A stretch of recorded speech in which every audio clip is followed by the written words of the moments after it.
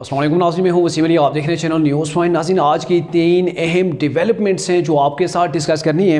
एक तो ये है कि राना सनाउल्लाह को इंसदाद मंशियात अदालत ने बरी कर दिया है। जी हाँ, उस केस के अंदर के जो इमरान का अदल इंसाफ वाला दौर था, उसके अंदर तमाम हरीफों को मुख्तलिफ मुकदमात के अंदर जो है वो जेलों के अंदर बंद किया जा रहा था और उस वक्त इंतहाई बोंडी हरकत की थी उस वक्त की गवर्नमेंट यानी कि इमरान खान ने, और जो उनके वज़ीर दाखिला उस वक्त शहरियार अफरीदी कि उन्होंने राना सनाउल्लाह के ऊपर 20 किलो से ज़्यादा जो हेरोइन डाल के उन्हें जो वो जेल के अंदर डाल दिया था।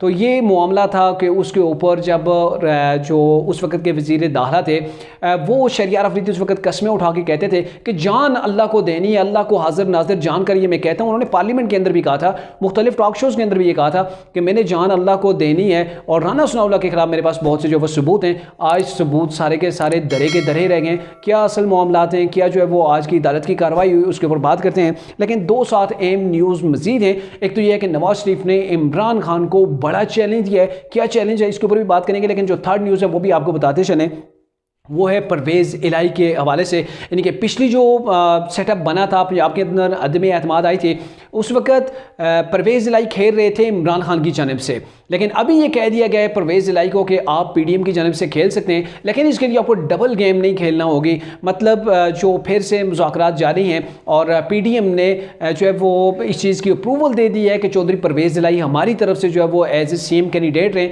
यानी कि ये जो अभी का सेटअप है इसी तरीके से जारी रहेगा और जो परवेज़ इलाही हैं वो इमरान खान की गेम से निकल कर पीडीएम के अंदर जो है वो शामिल हो जाएंगे। असल सारी जो है वो सूरत हाल क्या है वो आपको आगाह करते हैं आज की इस वीडियो के अंदर। लेकिन उससे पहले होगी गुजारिश, अगर अभी तक आपने हमारे चैनल को सब्सक्राइब नहीं किया तो काइंडली हमारे चैनल को सब्सक्राइब भी कर लीजिए और बेल आइकन को ज़रूर प्रेस कीजिएगा।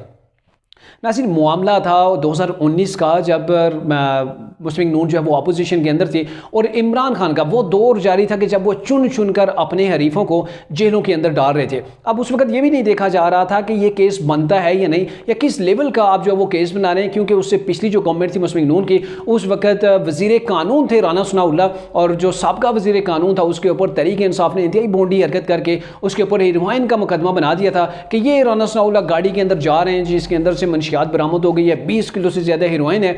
और उस केस की बेस के ऊपर राना सनाउल्लाह को जेल की सलाहों के पीछे जो है वो डाल दिया गया था।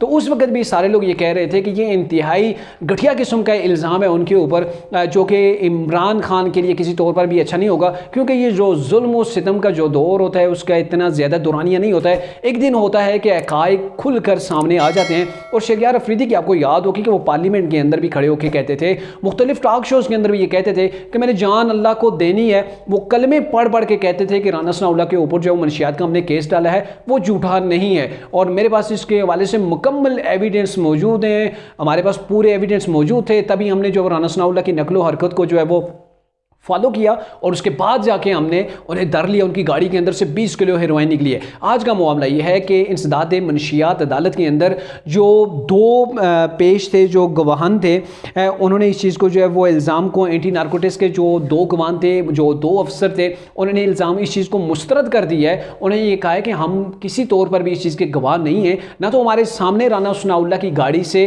हेरोइन निकाली गई और न ही हमने निकाली है। मतलब हमने तो हेरोइन उनकी गाड़ी से निकलती देखी ही नहीं है, तो हमें इस चीज़ से जो है वो हमारा कोई लिंक नहीं है। हाँ, अलबत्ता जो ANF वाले हैं उन्होंने ज़बरदस्ती हमें गवाह बना के रख दिया है कि इन्होंने जो है वो मंशियात निकाली है या फिर इनके सामने निकली है। तो ये ज़बरदस्ती का मामला था, यानी कि किसी तरीके से फंसाया जाए। और जो अफसरान हैं एंटी नारकोटिक्स से, उन्हें कहा जी हमने तो ना तो बरामद की है ना हमारे सामने बरामद हुई है। मतलब जो गवाहान थे जिसकी बेस के ऊपर तहरीक इंसाफ अपना केस जो वो लड़ रही थी वही झूठे निकले।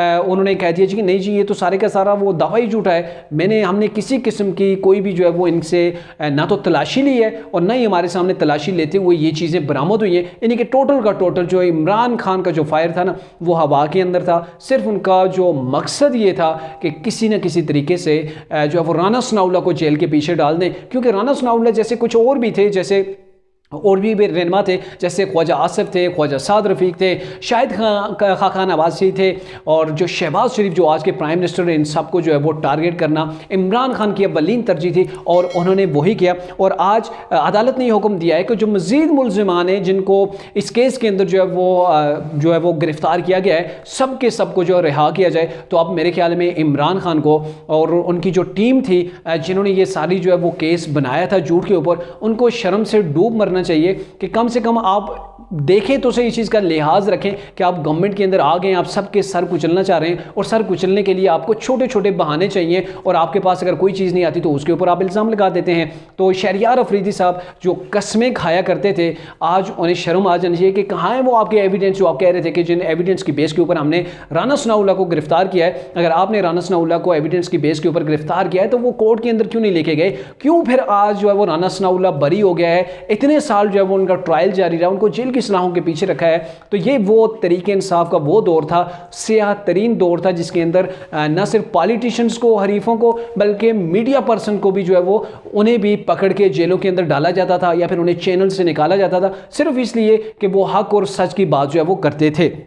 जो दूसरी बड़ी न्यूज़ है वो नवाज शरीफ, आपने देखा होगा कि पिछले कुछ दिनों से वो मीडिया के ऊपर आते हैं, कोई ना कोई जो है वो स्टेटमेंट देते हैं। मतलब नवाज शरीफ का पाकिस्तान की सियासत के अंदर जो है वो दोबारा से वो एंटर हो चुके हैं। और जैसे कि आपको पता है कि शहबाज शरीफ के जो साहबजादे हैं वो भी पाकिस्तान आ रहे हैं।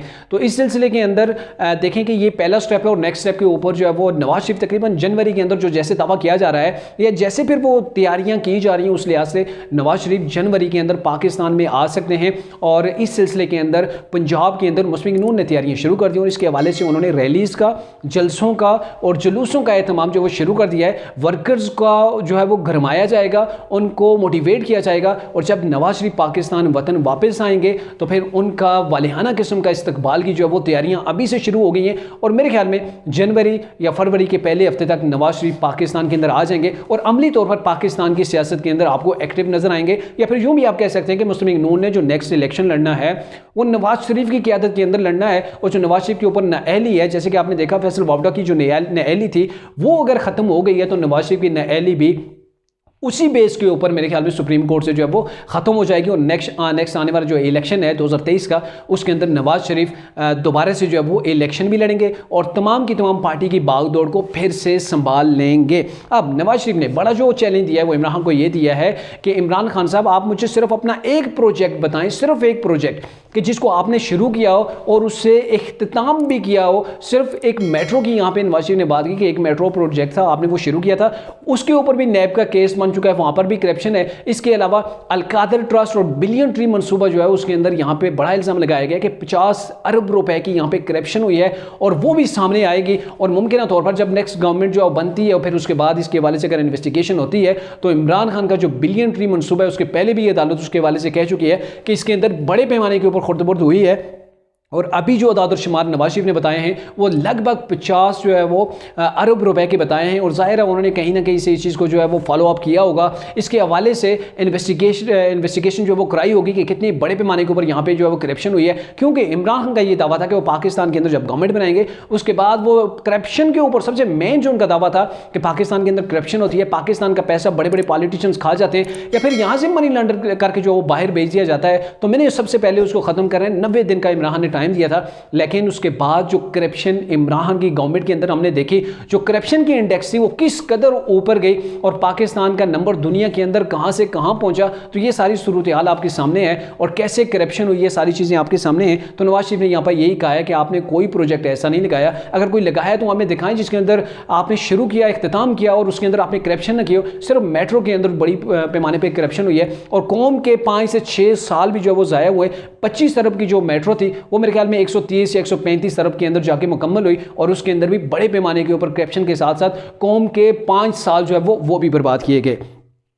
अब इसके अलावा नवाज शरीफ ने यह भी कह दिया है कि यहाँ पर जो इमरान खान दूसरों के ऊपर इल्ज़ामात लगाते हैं, शहबाज शरीफ के ऊपर कैसे थे, वो डेली मेल ने देखें कैसे जो है वो खुद मुआफ़ी मांगी। शहजाद अकबर और इमरान खान जो प्रोपेगेंडे करते रहे, आप उन्हें शर्म आनी चाहिए और शहबाज शरीफ से माफ़ी मांगनी चाहिए। तोशा खाना चोर दूसरों को चोर और क्रैप कहता है। तो ये वो सारी चीज़ें हैं कि इन दिनों इमरान खान के खिलाफ वो हमें सामने आ रही हैं। मुख्तलिफ जो केसेस के अंदर जो उस वक्त की अपोजिशन थी, मौजूदा जो PDM है, वो मुख्तलिफ केसों के अंदर बरी हो रहे हैं, क्योंकि उन केसेस की जो है वो बेस नहीं थी, बेस सिर्फ इल्ज़ामात की बुनियाद थी, एविडेंस नहीं थे। और नए एविडेंस होने की वजह से वो सारे एक एक करके जो है वो आप बरी हो रहे हैं, जिसकी वजह से इमरान खान को शदीद से शदीद तर किस्म के झटके अभी लग रहे हैं। और बड़ी खबर ये है कि परवेज़ इलाही जो कि पहले इमरान खान की जानिब से खेल रहे थे, लेकिन अब जो अभी का जो नया जो है वो सेटअप तैयार हो रहा है, PDM और परवेज़ इलाही के दरमियान काफ़ी हद तक जो कमिटमेंट हो चुकी है। इस हवाले से जो अहम रोल अदा किया है वो आसिफ अली जरदारी और जो मुस्लिम काफ के जो सदर हैं चौधरी शुजात, उनके दरमियान जो है वो बात हुई है। और इस सिलसिले सिलसिले के अंदर ये बात हुई है कि अगर चौधरी परवेज़ लाई जैसे उन्होंने पहले हमें पीठ दिखाई थी ना, मतलब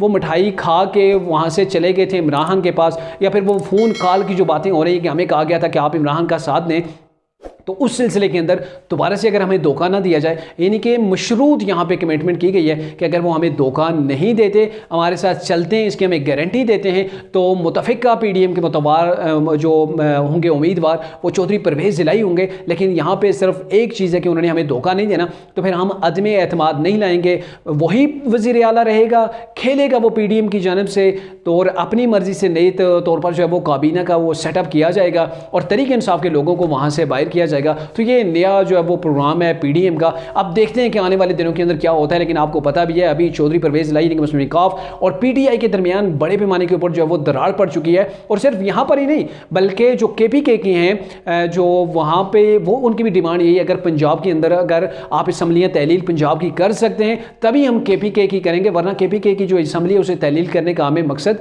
बिल्कुल भी कुछ नज़र नहीं आता। तो ये सारी वो सिचुएशन है कि इमरान जो दावा कर रहे हैं हर दावा उनके गले ही जो है वो आहिस्ता आहिस्ता पड़ रहा है।